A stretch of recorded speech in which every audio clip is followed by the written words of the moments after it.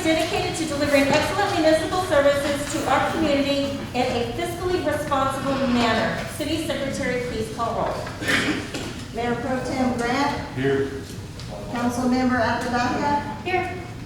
Councilmember Salazar. Here. Councilmember Greider. Here. Councilmember Street. Here. Councilmember Martin. Here. Mayor Aldridge. Here. We have a quorum. First, we will have citizens participation. First up is Patricia Mann. Here.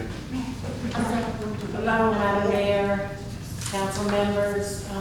Regarding the proposed tax increase, as I understand it, we haven't had an increase in a couple of years, and I would like to see some kind of increase, and I would like for the increase to be used to maybe get a pay bump for city employees, including the office employees, maintenance, fire, and police. I want to say again, police, because that's my club, that's what's near and dear to me. But all these guys need a little bit more money, and we can't forget what they did for us during February, everyone. And I just want to remind everybody at the town hall the other day, people were talking about how it used to be in Kirby. Well, Kirby used to be known for two things: Blanca's Restaurant and the excellent police force. I don't want to see our policemen leaving because of pay.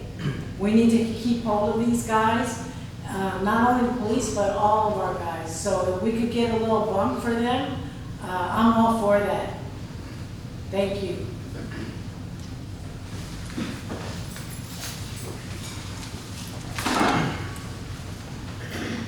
Next up, we have Chris Garza.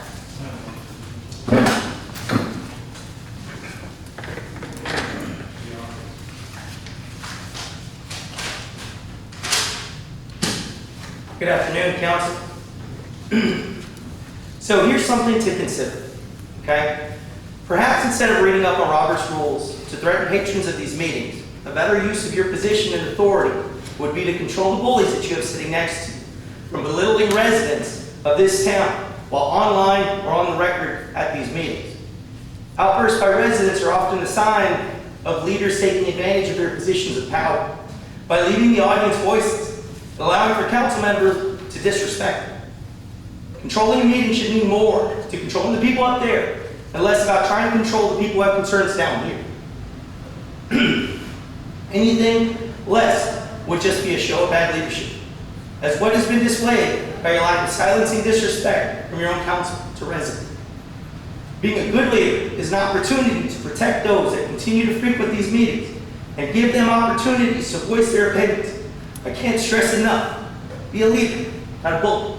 Thank you. Next up, we have Lisa Pierce. Excuse me, Mayor Pierce. She never loses her title. Mayor, council members, I'd like to talk about the property tax proposition as well. As Ms. Mann mentioned, we have not had an increase. In fact, the councils have for the last 2 fiscal years lowered it. However, that's only been feasible because Bear County tax appraisals are so out of the roof, and sometimes, not sometimes, but most of the time astronomical and really not even in the ballpark. So also, or surrounding the conversation, it's always said that senior citizens live on fixed incomes. I would like to also remind everybody that pretty much everybody lives on fixed incomes, especially now with these times. But I do agree that if it is increased, I do believe that the majority, or at least the focus, should be on the employees, not just one set of them, but all of them. Because at the end of the day, you can fix all the streets, but if you don't have anybody working in your city to take care of your water, your sewer, again, we sit there and we talk about our emergency services, and obviously they're near and dear to my heart as well, but we we take for granted when you flush the toilet or when you turn on the tap water. So I believe that everybody needs to at least see an increase of some sort. Thank you. Thank you. And our city secretary has an email from a resident to be read. Thank you. I have to read fast. This email is from a resident, Janelle. She said, "Hello, Mayor and City Council of Kirby. Thank you so much for serving our city with the intent to improve our quality of life. I understand you sacrifice your time and efforts with minimal compensation. Will you please read this aloud at the council meeting? My name is Janelle. I'm a resident of Kirby for about 5 years. When I purchased my home, the street was being dug up for infrastructure repair. At the time, we were told the street would be repaved after the pipes were replaced. This did not happen, and now the patched underlying asphalt is breaking apart in large chunks and causing large holes on the road. Will you please provide a time frame of when my street will be repaved? One additional concern I have is regarding street sweeping. It seems this service is not consistent in all parts of Kirby. Some people have mentioned seeing the street sweeping truck at least once a month. I can't remember the last time I saw a street sweep. I called City Hall and received a call back from Mike in City Works. He said that the city is divided into quarters and one quarter is swept every week on Mondays, weather permitting. This means that I should see a street sweep on average once a month. I have a camera facing the street. I can't even recall the last time I've seen a street sweeper, and I check my camera footage in case I missed it. When will the street sweeper come to Cinderella between Diadem and Autumn? Why isn't this part of the city on a regular schedule for street sweeping like other parts of the city? Thank you, Janelle. Thank you, Penny. You're welcome. Moving on to 6A, discussion and possible action on proposed 2021 property tax rate.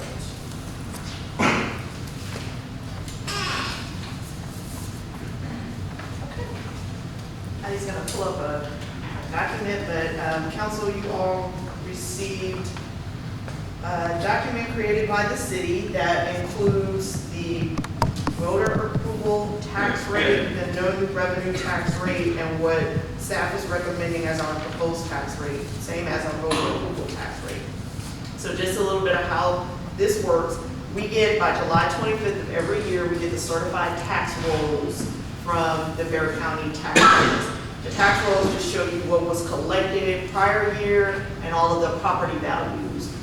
And then they have, shortly thereafter, they're supposed to provide us with the calculations of our voter approval, no new revenue tax rates. So this is the second year that this has changed. Senate Bill 2 in the last legislative session changed it. It used to be an effective tax rate and a rollback tax rate. So now it's voter approval and no new revenue. So there's some laws that we have to follow as a city population of less than 30,000, lots of deadlines. And so what we need to do tonight is you need to weigh the options as to what you'd like to recommend for the 2021 property tax rate. We gave you some historic information too, just so you could kind of know what Kirby's tax rates have been in the past. And we went back to 2005. You see that with your council agenda on Friday or Thursday. So our tax rate, just looking at a historic perspective, in 2005 was at 0.664948. It went down the next 2 years, then slightly back up. And then over those years, you see that it increased. And when we got to around 2013, we got to 0.729376. And the property tax rate stayed at that amount for about 6 fiscal years. So that entire time when I got here, that was the tax rate that existed. We stayed at that point because we could go up to that amount without the new laws.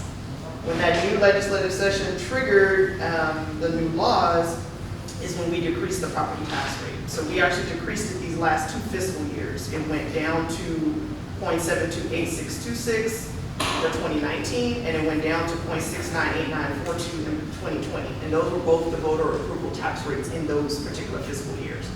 So our current tax rate is at 0.698942. If you look at what is being proposed, our new voter approval tax rate is 0.68566676, and the no new revenue rate is even lower, which is 0.663241. So the no new revenue rate just means the amount that we need to bring in based on the same properties that are in our net taxable property value. So if, assuming that all of the same properties remain, that's the rate that we need to bring in the same amount of taxes that we're bringing in current fiscal year.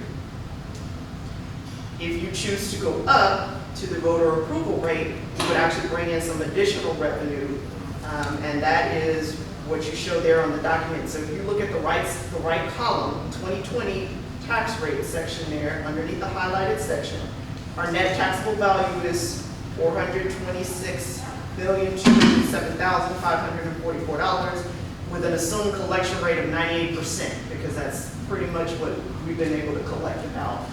Last year was 97.82, it's a little bit higher, so they're estimating 98%. And again, that comes from the tax office. So if we take that higher rate, your voter approval tax rate of the 0.68566676 or 67, we've broken that out into what we need to cover our maintenance and operations, that's the M&O, and our interest and sinking fund, which is our debt. So if we break that out, you'll see that those are the anticipated amounts, $2,423,702 just to cover our maintenance and operations, and the $498,663 to cover our interest and sinking fund, which is our debt. And the far right, it shows you how much more or less that is from prior year. So if you look to your far left, that shows you 2020 numbers. So for the M&O, it's $83,339 more, and for the INS, it's $8,676 more than what was anticipated last year. And that's if we use that proposed or voter approval tax rate. If you look at the next column, it shows you the no new revenue tax rate and the breakout. So it's going to be slightly lower. If we break out the M&O at a 0.550068, then we would bring in $4,067 less in maintenance and operations over prior year. So you compare that to the top column under 2020. And then for the INS, it's showing you that we actually